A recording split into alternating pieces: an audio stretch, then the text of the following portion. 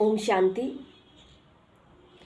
हम सभी के मन में कभी न कभी नेगेटिव थॉट्स क्रिएट होते रहते हैं और ये नेगेटिव थॉट्स इतने ज़्यादा बढ़ जाते हैं कि हमारे अंदर हीन भावनाओं को जन्म दे देते हैं, कमज़ोरियों को जन्म दे देते हैं, हमारे आत्मविश्वास का लेवल जो होता है उसको डाउन कर देते हैं। और आत्मविश्वास को मजबूत रखने के लिए हमें अपने संग का विशेष ध्यान रखना होता है। इसीलिए कहा जाता है जैसा संग वैसा रंग। संगत का असर जीवन में बहुत बड़ा होता है, बहुत प्रभावशाली होता है।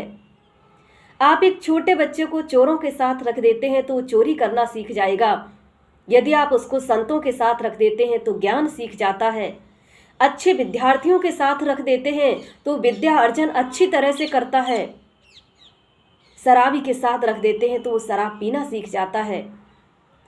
तो जीवन में संगत का बहुत बड़ा महत्व होता है।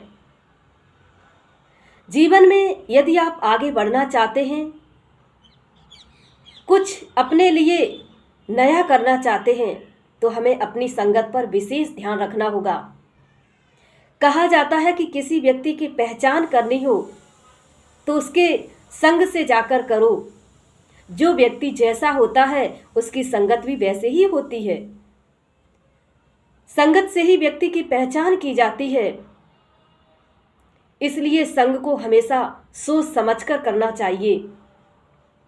संगत से ही हमारा आत्मविश्वास मजबूत होता है और संगत से ही हमारा आत्मविश्वास पतन की तरफ भी बढ़ जाता है, डाउन हो जाता है। संगत जीवन में बहुत मायने रखती है। इस पर आपको मैं एक छोटा सा उदाहरण देती हूँ कि संगत का जीवन में असर क्या होता है और इसके साथ साथ हमारा आत्मविश्वास कैसे बढ़ना चाहिए और संगत से हमारा आत्मविश्वास कैसे बढ़ता है। तो एक बार एक छोटा सा बच्चा होता है, उसके दोनों पैर नहीं होते हैं, अपंग होता है। तो वो अपने पिता के कंधों पर बैठकर कहीं जा रहा होता है। रास्ते में उसको बहुत सारे बच्चे मिलते हैं।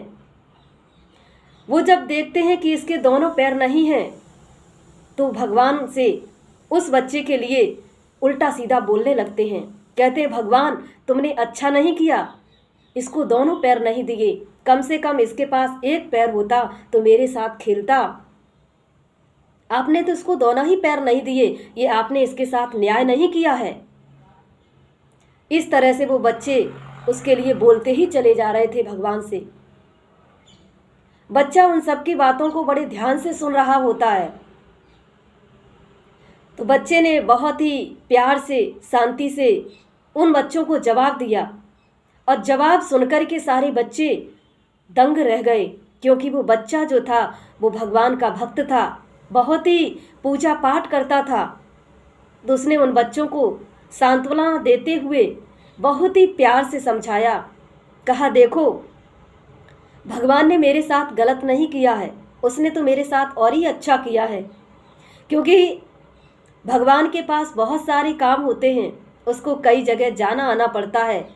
तो उसने इसीलिए हमारे ये दोनों पैर ले लिए ताकि भगवान अपना कार्य जल्दी से कर सके। ये होती है सकारात्मक सोच, हीन भावनाओं को खत्म करने वाली सोच।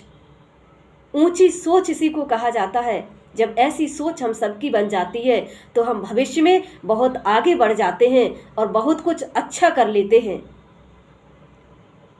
तो इसलिए हमें अपनी हमेशा भावनाओं को श्रेष्ठ बनाना है। जो संकल्प, जो बातें हमें कमज़ोर बनाती हैं, उन बातों को कभी भी यूज नहीं करना है। क्योंकि कहा जाता है कि जिस संस्कार को आप ज़्यादा यूज करते हैं वो आपका स्वभाव बन जाता है, आदत बन जाती है। तो इसीलिए स्वभाव को अच्छा बनाने के लिए, आदत को श्रेष्ठ बनाने के लिए हमें अपने संस्कारों को भी श्रेष्ठ बनाना होगा। और संस्कारों को श्रेष्ठ बनाने के लिए हमें अच्छे संग का बहुत ही ज़्यादा ज़रूरत है।